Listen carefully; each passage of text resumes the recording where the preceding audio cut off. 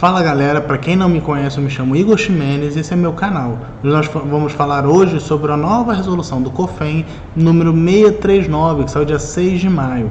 Então, para você que é novo no canal, eu já peço que se inscreva aqui e ative o sininho para você receber todas as notificações dos vídeos novos que nós vamos enviar para vocês semanalmente, ok? Então, nesse momento, já peço a vocês que aguardem e roda a vinheta!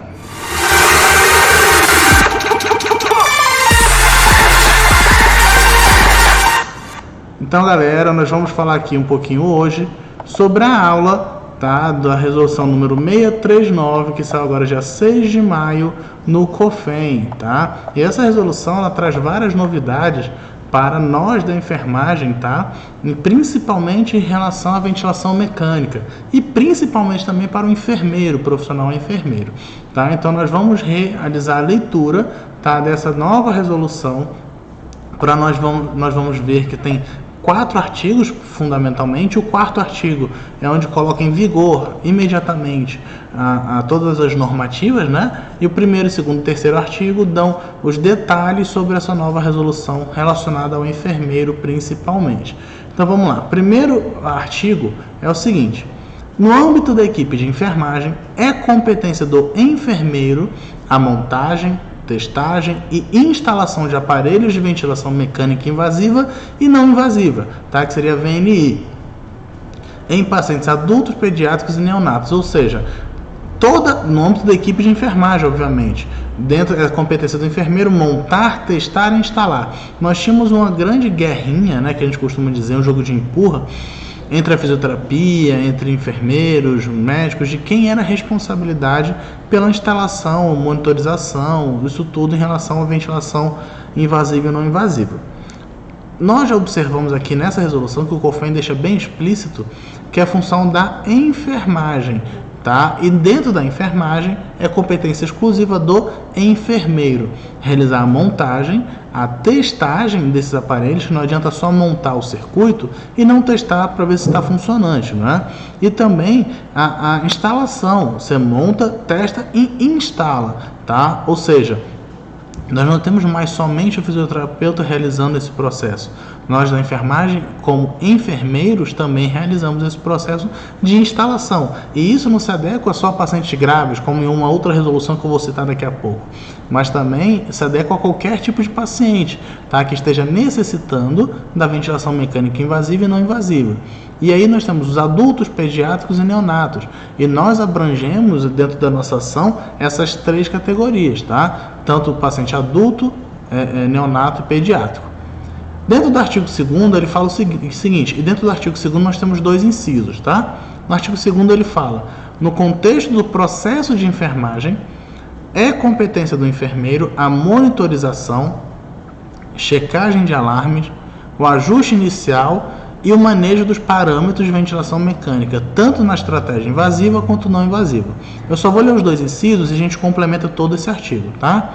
No inciso 1º, o ajuste inicial e manejo dos parâmetros de ventilação mecânica de que trata o artigo 2º desta resolução devem ocorrer sob coordenação médica. Inciso 2º, no âmbito da equipe de enfermagem, constitui procedimento privativo do enfermeiro a coleta do sangue arterial para fins de monitorização gasométrica e respiratória. Então, olha só que interessante esse artigo 2º. No artigo 2º, ele diz que é privativo do enfermeiro a coleta de gasometria, ou seja, não adianta mais esperar o técnico de laboratório, pedir para um médico, pedir para alguém coletar. É o enfermeiro que é privativo do enfermeiro a coleta de gasometria arterial. E falar em gasometria arterial, para quem ainda tem muitas dúvidas em gasometria, essa semana ainda vou liberar um vídeo, tá? Vou soltar um vídeo dando uma aula extremamente completa de leituras de gasometria arterial. Então, para você que tem dúvida ainda sobre leituras de gasometria arterial, fique ligado, se inscreva no canal e ative o sininho, tá?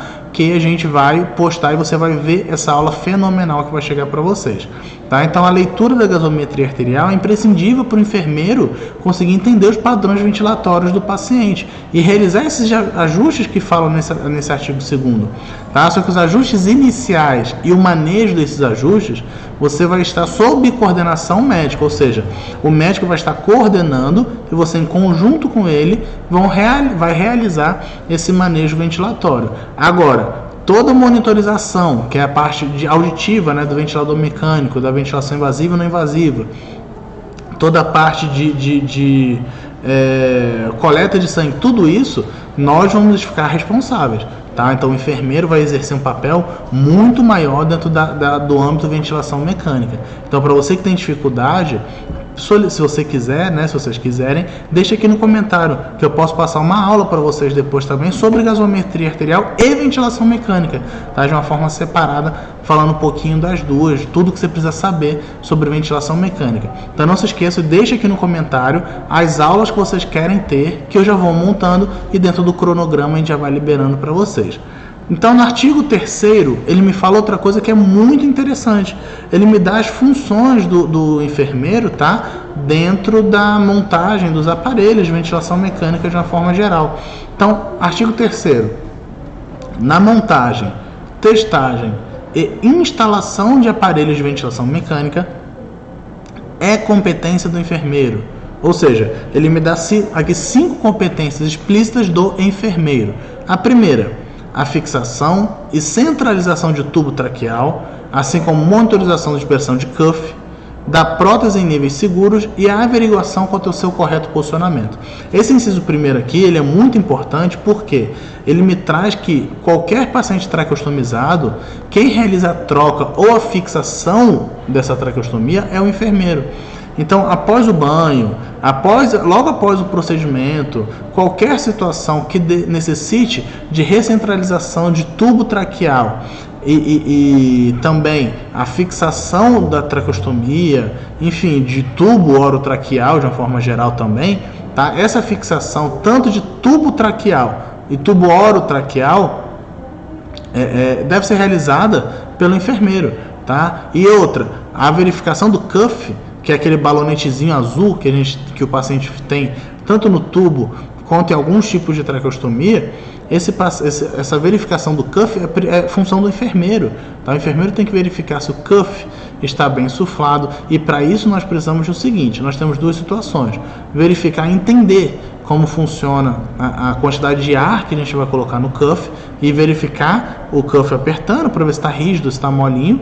Ou então a gente pode usar o cafômetro, tá? Nós, normalmente, da enfermagem, não possuímos esse aparelho, mas a fisioterapia possui, tá? A gente pode solicitar, pode verificar, nós podemos aprender qualquer coisa que nós quisermos. É só pedir para a fisioterapia nos ensinar como verifica o cuff com o cafômetro, tá? E eu tenho certeza que ninguém vai se recusar, porque é de extrema importância para o paciente, principalmente para evitar uma coisa chamada PAV, né? Pneumonia associada à ventilação, ok?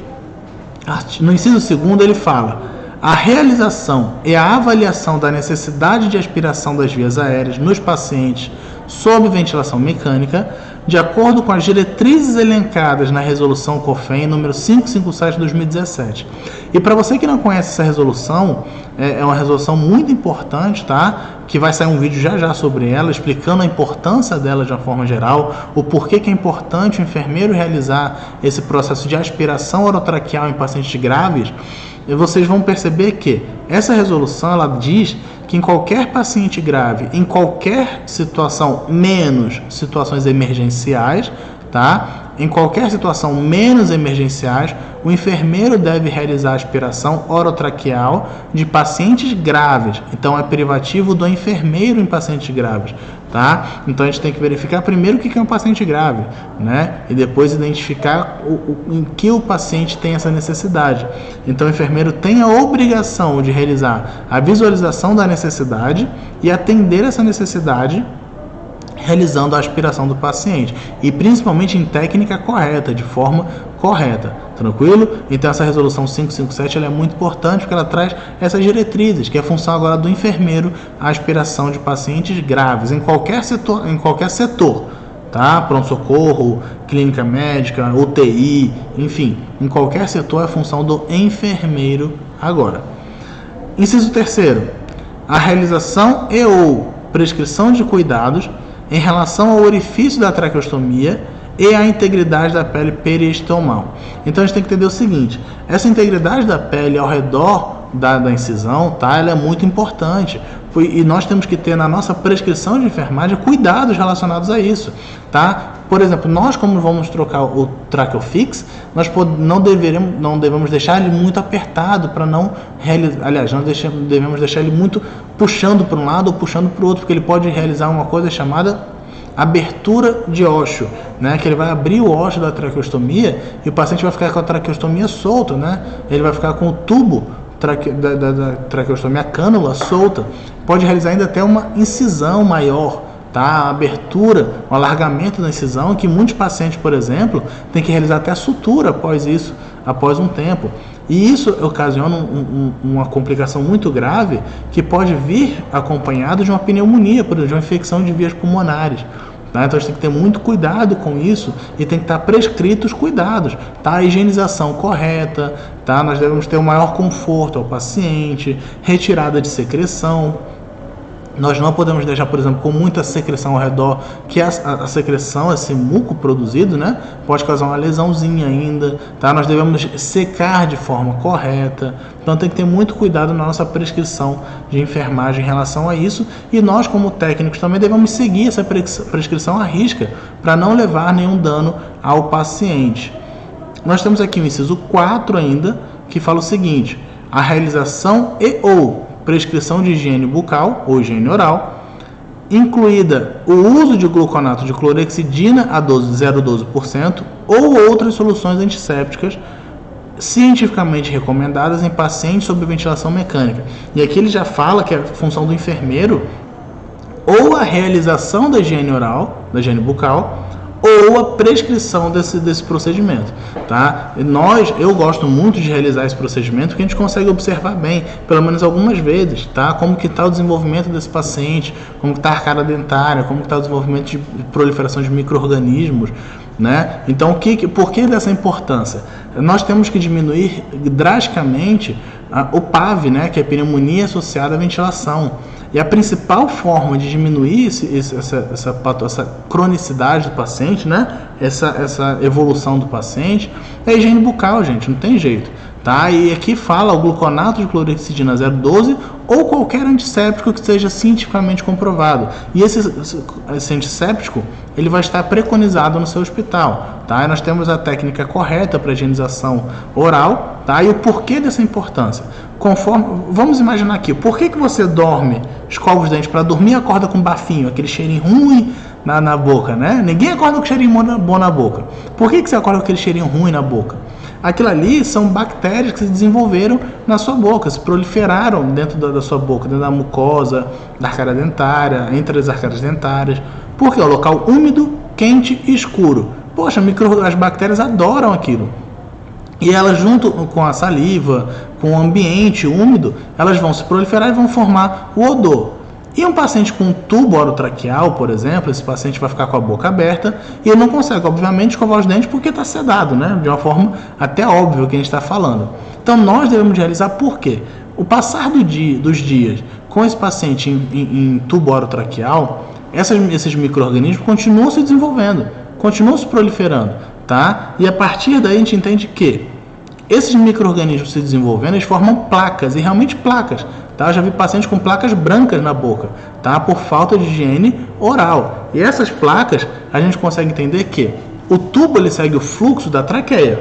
Ele vai lá para a carina, tá? Que é a divisão bronquial, né? Dos brônquios, 2 centímetros acima da carina. Só que ele tem um tubo, tem um balonete, né? Que a gente chama de cuff. O balonete dele, se ele estiver um pouquinho desinsuflado, o que acontece? Esse micro-organismo vai acompanhar a saliva, né? Pelo fluxo do tubo, vai acompanhar o tubo até a carina e lá ele se desenvolve e se prolifera mais ainda. Sendo assim, esse micro-organismo dentro do pulmão do paciente, das vias respiratórias, vai causar uma infecção que vai ser chamada de PAV, que é pneumonia associada à ventilação. Tá? É uma aula muito legal que eu pretendo trazer para vocês também, bem ilustrada, bem legal, com vídeo, com tudo, tá? Com alguns vídeos demonstrativos, tá? Só deixa aqui no comentário que vocês querem essa aula também, que eu já preparo para vocês e já mando tudo até às vezes na mesma semana, beleza? nós temos ainda aqui o quinto inciso, que é um inciso muito importante, tá? Que a gente tem que entender que faz parte da competência do enfermeiro também, além desses 4. Participar da decisão, realização e ou prescrição na equipe de enfermagem dos procedimentos relacionados à pronação de pacientes sob ventilação mecânica e a aplicação dos cuidados relacionados à prevenção dos incidentes associados.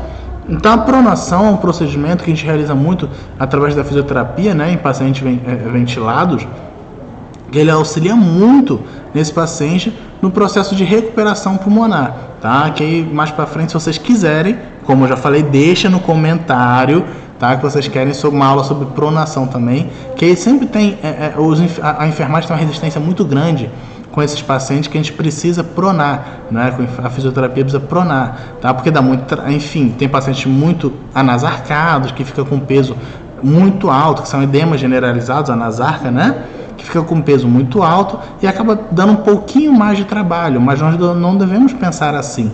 Devemos pensar que é ótimo para a recuperação do paciente, tranquilo? Então, eu vou futuramente fazer uma aula, se vocês quiserem, deixem no comentário, tá? Eu peço de antemão que vocês se inscrevam no canal, tá? Para acompanhar realmente os vídeos que eu postar, que vão ser vários vídeos a partir de agora, tá? Esse é o meu primeiro vídeo aqui no YouTube, então vocês divulguem para todo mundo, então vocês realizem realmente uma divulgação legal. Já deixa o seu joinha se você gostou do vídeo, tá? Então é o joinha da confiança que a gente fala, que os próximos vídeos vão vir cada vez melhores e mais desenvolvidos, tá bom? Então um forte abraço, não se esqueça de inscrever no canal e ativar o sininho, que é muito importante, e deixar nos comentários sua opinião sobre as aulas que vocês querem seguir, tá? Porque vocês deixando esse feedback, eu consigo desenvolver as aulas e trazer para vocês aqui.